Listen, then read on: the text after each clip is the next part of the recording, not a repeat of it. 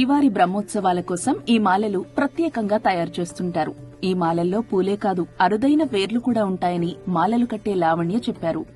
స్వామి వారికి ఇది దిష్టి తగలకుండా ఉండడానికి అనేది వాడతారు. సముద్రంలోనే దొరుకుతుంది, చాలా ఎక్స్పెన్సివ్ ఇది.